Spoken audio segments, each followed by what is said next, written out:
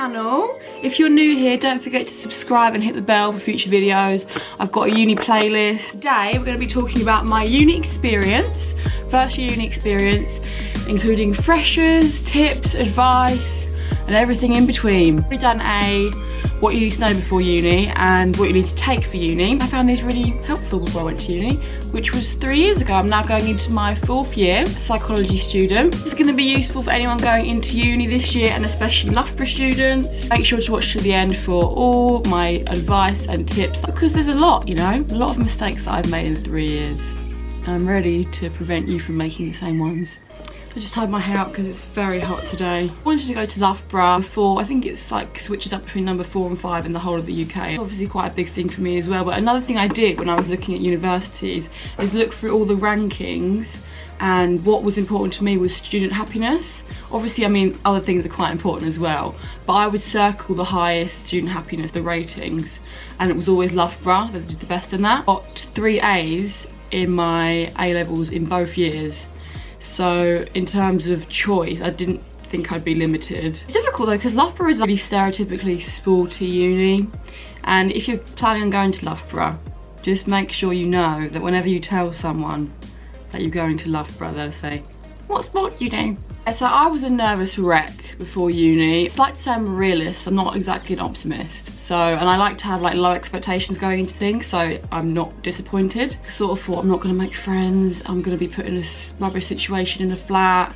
And all these videos where people were like, "Oh my god, I got so lucky and I love my flatmates." Like, oh, surely everyone can't be so lucky. So I wasn't exactly optimistic, although I was really excited to leave. Anyway, we had a group chat, and this is quite common. I didn't know about it till slightly later on, but I got in it and it seemed like everyone was already best friends. And some people had started to meet up because they knew they were, oh my god, no. And you kind of like, remember I was very different when I started uni. You kind of form judgments of people. I know this is really wrong. It's good and bad, I'd say, because I'd say getting so close to someone online, it's never going to be the same offline. It's very rare to be the same. What I'm trying to say is, people form connections, and when they went to uni, they quickly found out they didn't like each other. And this is just from examples that I know. Then, on like the last week or so, or just a few days before uni, you find out your accommodation block. Group chat was made for that, and it was like, okay, we've nearly got everyone in our block. Who else is room 6 kind of thing. And then you immediately know who you're going to be living with all year. And at first I was very judgmental, and I regret that, but I wasn't exactly looking forward to it based off of that. So then you got the trip to uni, you got all your stuff just like, you just squashed in the corner like, oh my god, just overthinking every single situation. I mean, this is just me. Yeah, I was absolutely pooing myself.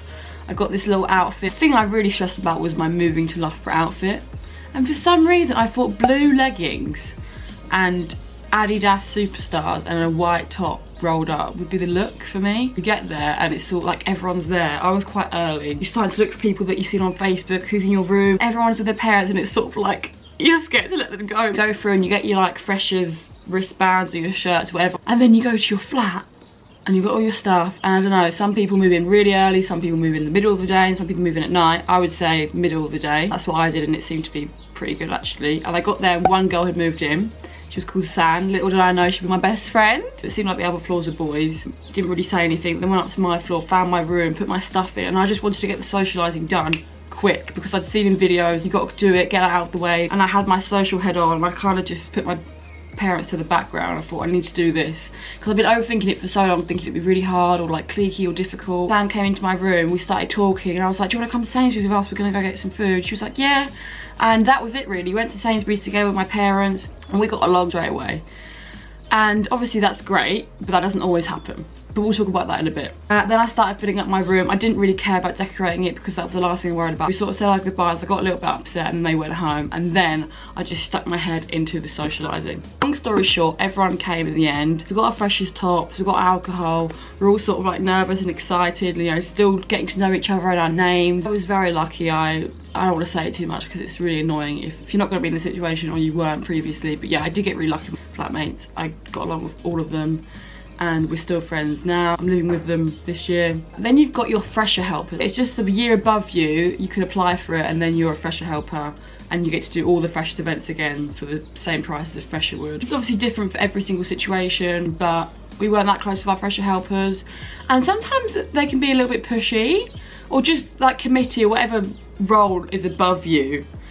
You've got to remember that in first year you are the bottom of the ladder. Same as in like year 7s at the bottom of their pile and sixth forms at the top. Same sort of hierarchy applies. Everyone that's been to uni typically looks down at the freshers because it's like, we've been here all this time, this is our place, this is our memories, and now you're the newbies.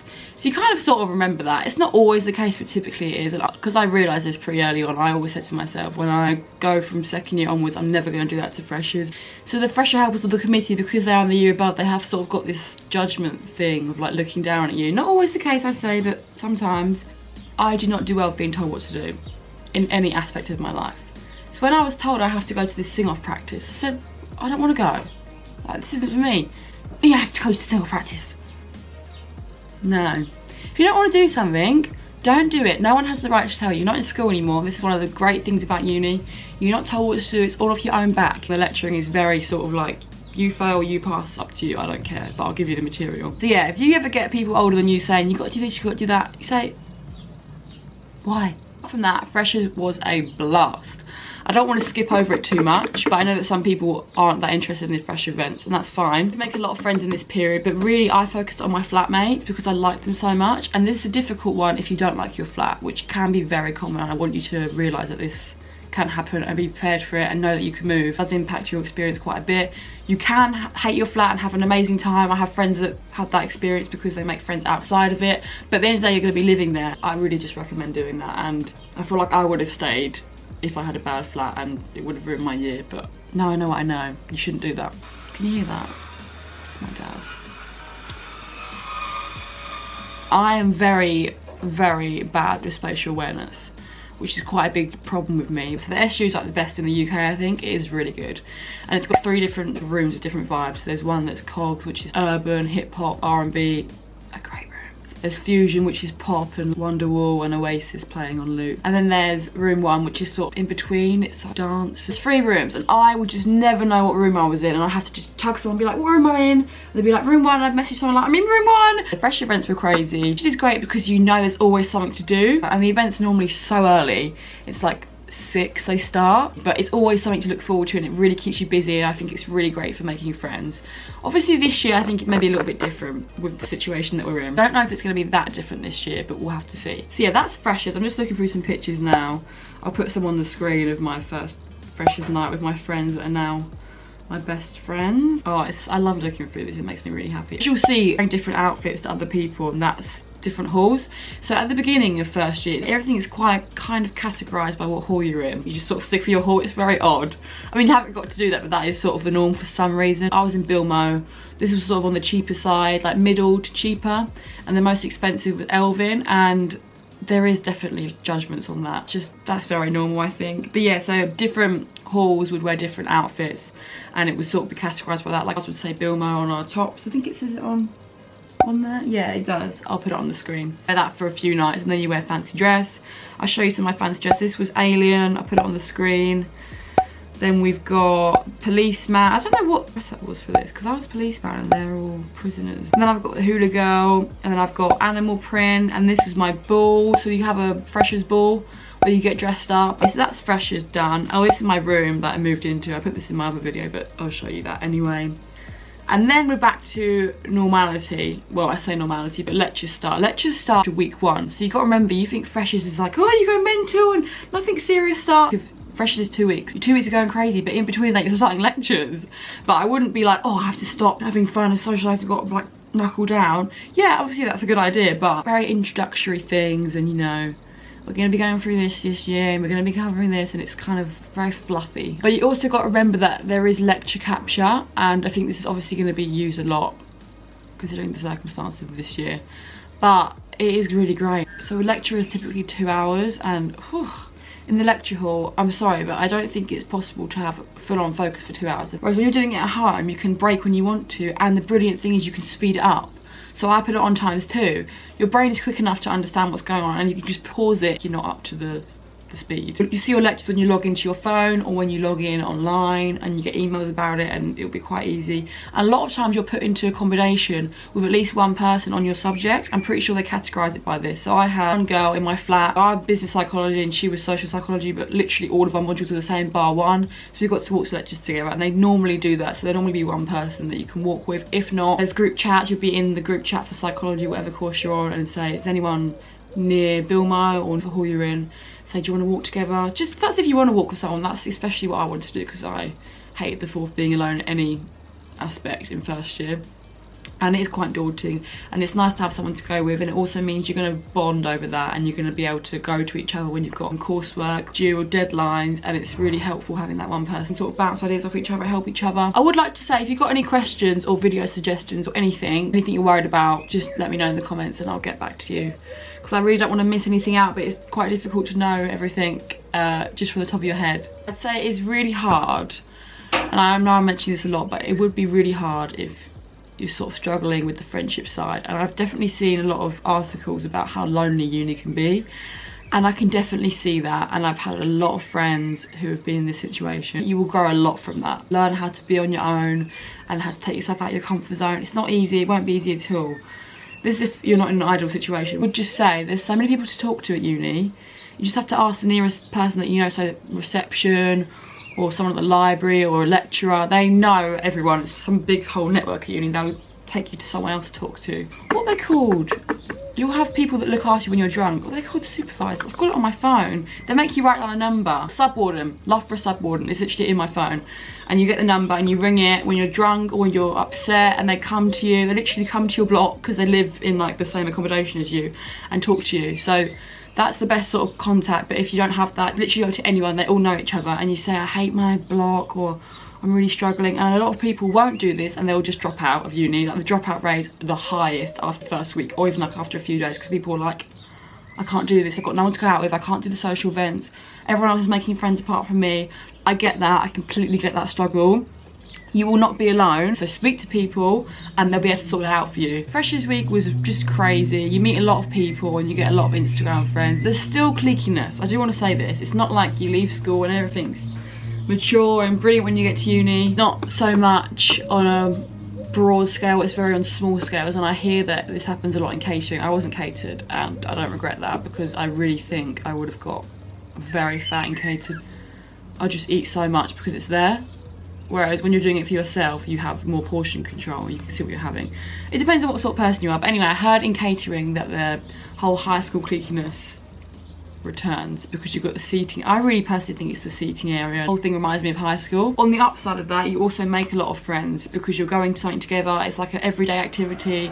You meet people, you get to know people a lot more. I really think that I would know a lot more people in my hall if I did catering. To decide my accommodation, I looked at, so they had videos on Loughborough. I looked at all the videos and sort of caught a vibe from that. I mean, you can't really tell. I looked at obviously the pricing and the distance to the union.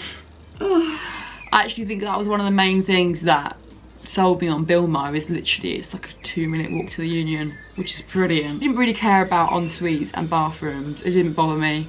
I'm quite an open person. I just didn't really care about that. I know that's definitely a big deciding factor for other people. I can completely understand why. Nowadays, I really would love an en-suite.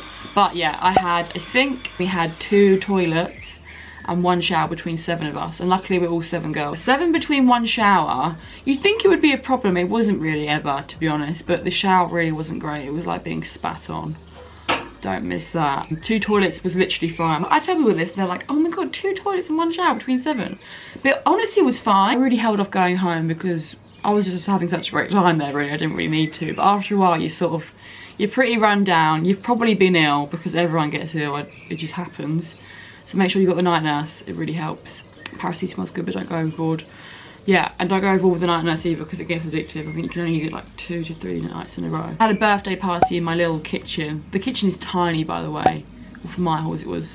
And we were catered, uncatered. Did the job fine. Also, I forgot to mention in the whole freshers part, you have the freshers fair, sports one, societies one, just a freshers one in general. You get loads of freebies. So stack up on them, sign yourself up to loads of stuff, and you'll get all the emails and the information about it, otherwise you won't know what's going on. So when you sign up to a sport, you don't have to pay for it straight away or anything. You get a tester, can't remember what it's called, you go to it, see how you like it, and I think they also judge you on that and see where you're going to be in terms of your skill set. Obviously it's a bit more intense at Loughborough because it is a sports. Ah! Oh! Mum! Why did you do that? Okay, what was I saying? Yeah, Loughborough is a very sport. Oh, you only pay once you're actually in a team. And I think volleyball was something like £89 for the year. Platinum and bronze, and I think silver. Platinum means you get free entry to every single event. You get drink deals. I would say get platinum. Everyone that I knew that didn't get platinum ended up upgrading. It pays itself back. Before you go to uni, you get the whole package thing. But you can also get it any time throughout the year. Obviously, it just means that you can't use it before then. Student finance, you get a week into uni, I think. You pay your rent, halls, it's every term, so it's 3 months or so, so it's like a big amount that comes out. In terms of budgeting, I'm going to tell you what I mainly spent. I'd like to say I'm quite good with money, always have been. Calculated what my weekly spending is, and it's normally always, freaking thing, I'm going to get it 1 second. So the average money I spend every week at uni is around about £60. So this is mainly that I've calculated in my 3rd and 2nd year. So I don't know if first year was a little bit more because I was going out more, and my weekly food expenditure is always less than £20 now. And that was when I switched to Aldi. When I was shopping at Sainsbury's for my whole of my 1st year, because it was the nearest shop, it cost so much more. It would always be £25 plus, sometimes in the £30 for just a weekly shop. But now it's literally, I can go down to £10 at Aldi, so it's £10 to £20. Something like a heavy night out, say it's someone's birthday or something like that, it's in the hundreds, but I like to keep that on more of the rare side. If I'm not going out too much, actually if I'm not going out at all, it'll be like £30. I was single, and then I ended up seeing someone in my flat, which is quite common as well. I don't really have anything bad to say about that, to be honest. It was very convenient. Yeah, it was actually quite awkward when it was very immature 1st year. Yeah, like when you weren't talking, or I don't know, something happened. And when we had prees together, I was like this just awkward lemon in the corner, like refusing to make eye contact. I don't know what to say about this one. I feel like it's very personal. If you have got a question about it, I'll reply in the comments, but I don't really want to put any advice out there because it's literally different for every single person. And even if you have a really bad relationship, you'll learn a lot from that. Camera's about to die, so I'm gonna have to wrap this up now. Thank you so much for watching if you got this far. Don't forget to like, subscribe, hit the bell for future videos. I haven't got an uploading schedule, normally once a week. Thank you for watching. I'll see you soon. Bye.